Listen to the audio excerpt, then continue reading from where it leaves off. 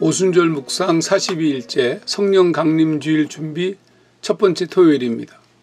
우리가 지금까지 살핀 것처럼 속사람과 겉사람은 관계가 있습니다. 바울이 그토록 몸을 쳐서 복종시키려는 노력을 한 이유입니다.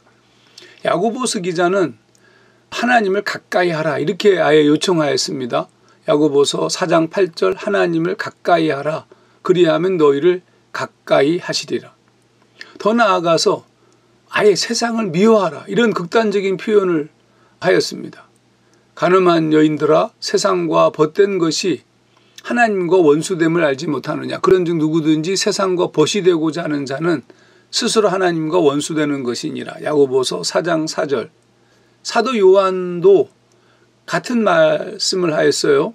요한일서 2장 15절 이 세상이나 세상에 있는 것들을 사랑하지 말라. 누구든지 세상을 사랑하면 아버지의 사랑이 그 속에 있지 아니하니.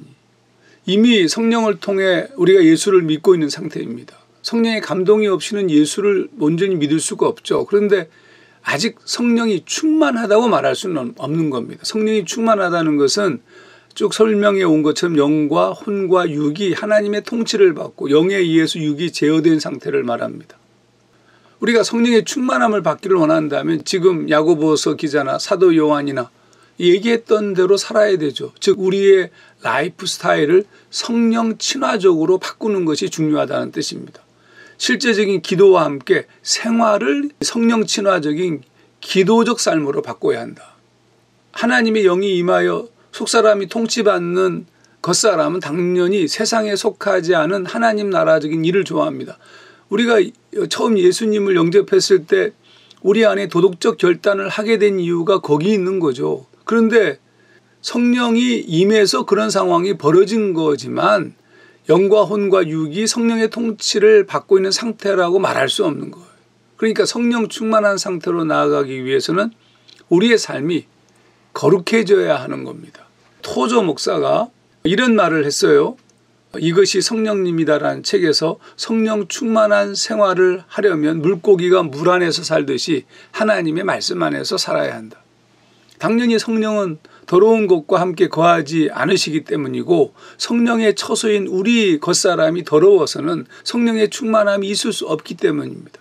바울은 이 갈등을 이렇게 표현했습니다. 고린도전서 3장 16절 17절 너희는 너희가 하나님의 성전인 것과 하나님의 성령이 너희 안에 계시는 것을 알지 못하느냐.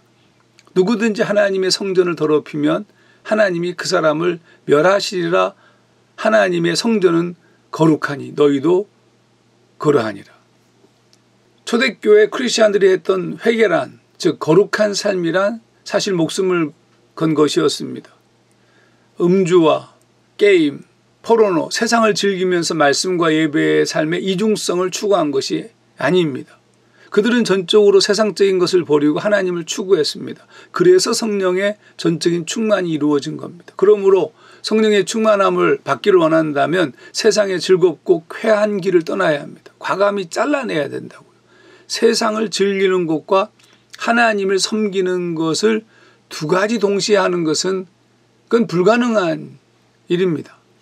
그 현상이 성령 충만함으로 나타나지 않는 이유입니다. 우리가 성령의 임재를 경험할지라도 감정적 흥분 상태나 표피적 성령 체험에 불과한 이유가 바로 거기에 있는 것입니다. 이제 한번 좀 생각해 보시죠. 내 안에 성령 충만함이 일어나지 않는 이유가 무엇인가? 야고보서 4장 4절 누구든지 세상과 벗이 되고자 하는 자는 스스로 하나님과 원수되는 것이다. 옳습니다. 하나님의 온전한 통치, 그분을 진심으로 사랑하지 않는 자가 삶에 하나님의 통치가 이루어지지 않은 자가 과연 성령의 충만함을 누릴 수 있겠는가? 우리의 희망사항일 뿐이겠죠. 성령의 충만함을 기대하면서 지금 내가 살고 있는 삶을 좀 돌아보고 새롭게 재정립하는 시간을 가지시기 바랍니다.